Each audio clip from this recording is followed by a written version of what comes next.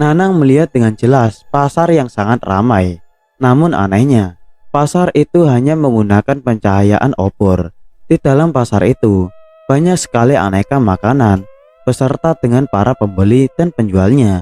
Nanang yang penasaran, ia pun keluar dari tenda tanpa membangunkan Papang. Ketika dirinya mengambil makanan dan hendak menyerahkan uang ke penjual, tiba-tiba saja, hush! Tubuh Nanang pun gemetaran. Ia menjatuhkan makanannya sambil menatap para penjual dan pembeli yang sudah berubah wujud menjadi sosok yang menyeramkan. Salah satu sosok yang berada di dekatnya langsung memegangi tangan Nanang sambil berkata, Indi ti deui, ieu sanes tempat anjen. Ulah masuk ke tempat orang. Ulah masuk ke tempat orang. Assalamualaikum warahmatullahi wabarakatuh. Selamat datang di channel History Horror dan tentunya bersama Mas Gibran di sini. Kali ini Mas Gibran akan membawakan cerita mistis pendakian yang berjudul Terjebak di Pasar Gaib Gunung Salak. Buat kalian yang belum subscribe channel ini, tekan tombol subscribe terlebih dahulu dan tekan tombol loncengnya agar tidak ketinggalan dengan cerita-cerita yang saya bawakan. Oke, kita langsung saja masuk ke dalam ceritanya.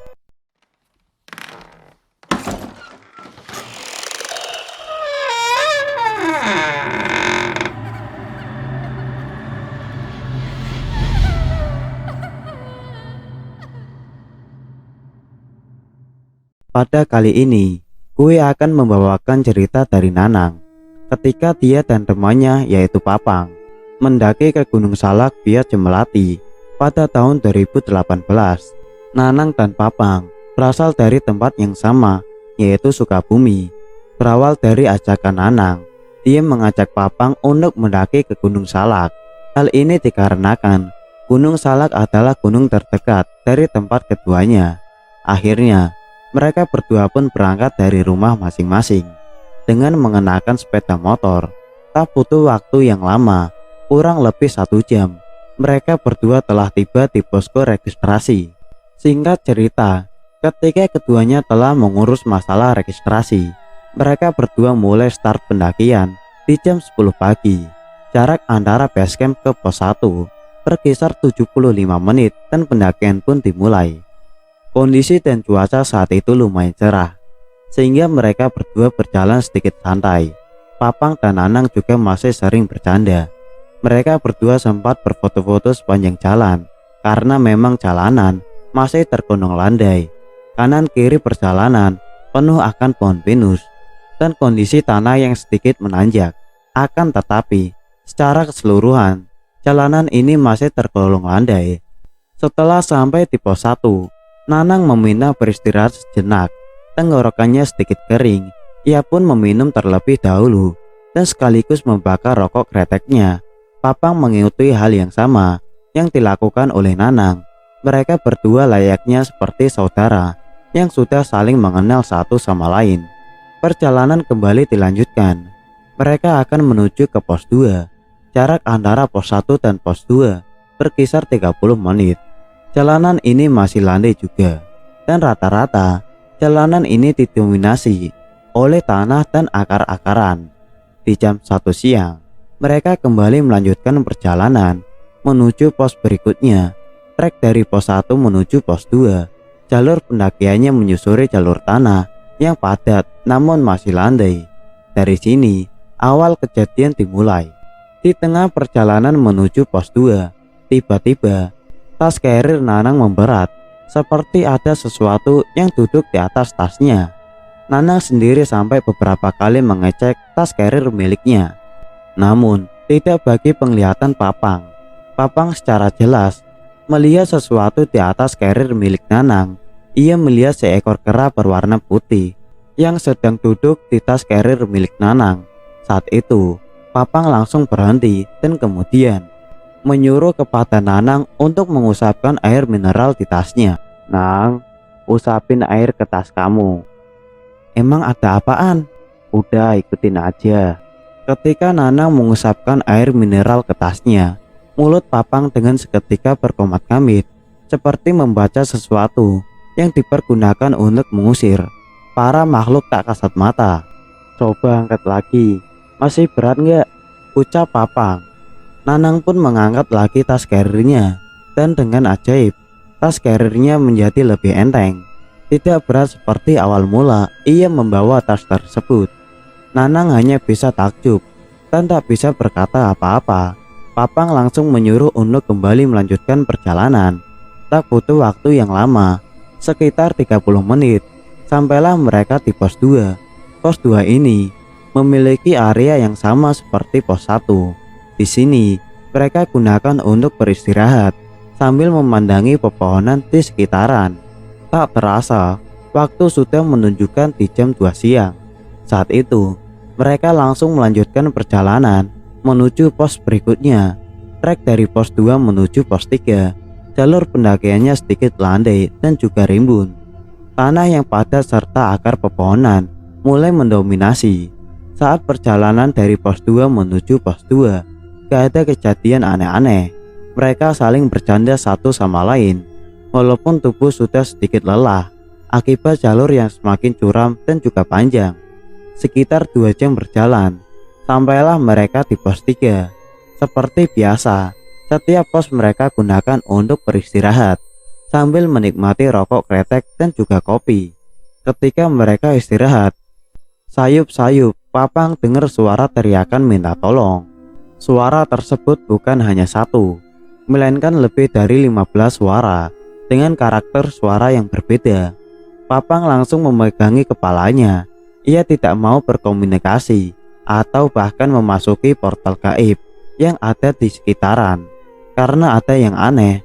Nanang ini nanya, "Pang, kamu kenapa?" "Aku dengar suara minta tolong." "Hah? Kan gak ada pendaki selain kita." Dan tiba-tiba pandangan Papang tertuju pada satu titik di mana suara itu berasal.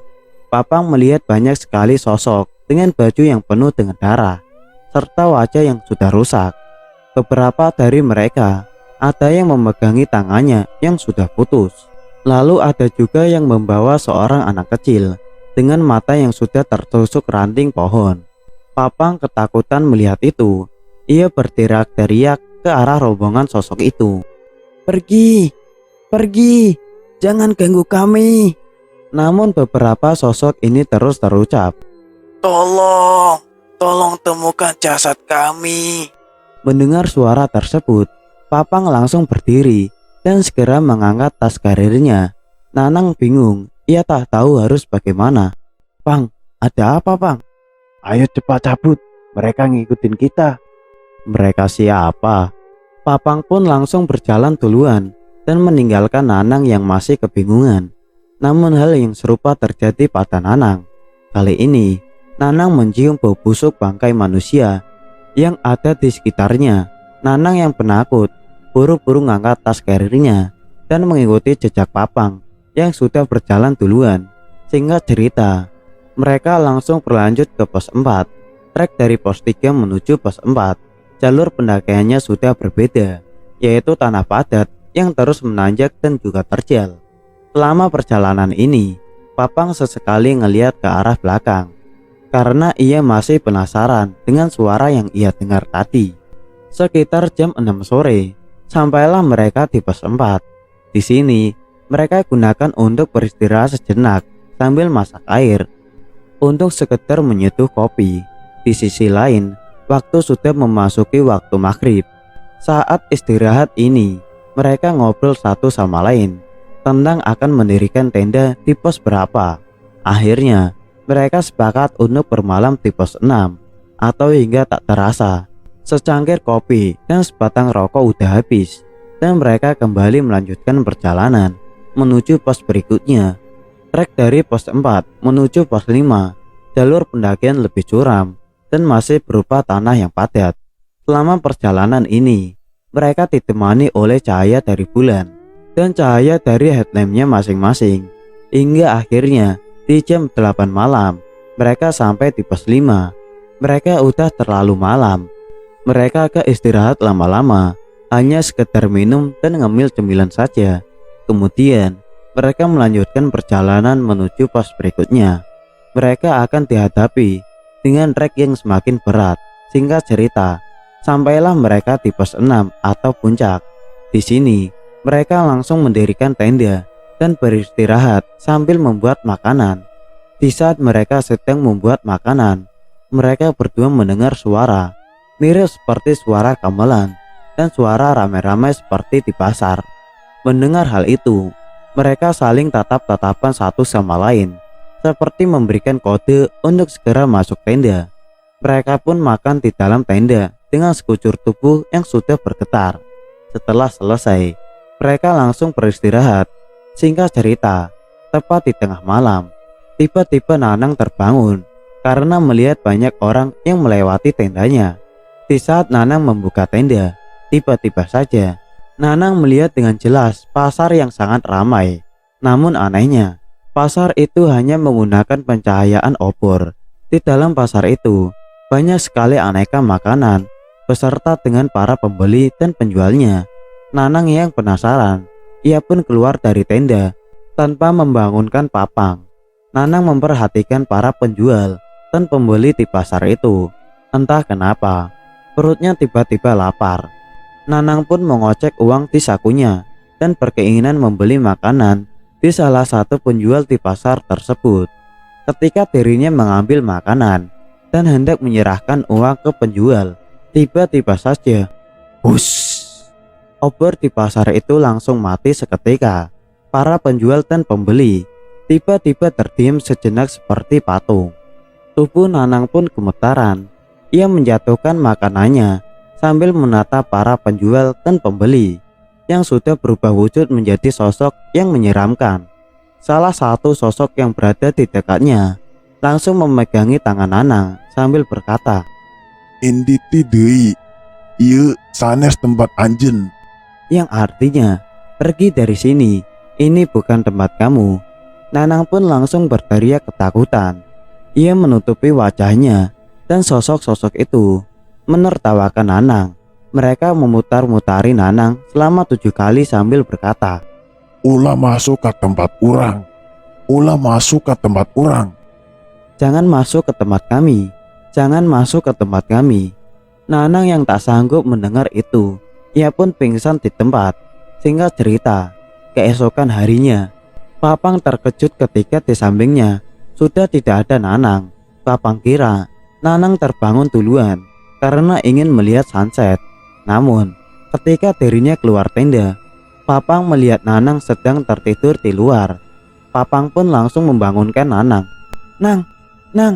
Nanang, bangun Nang.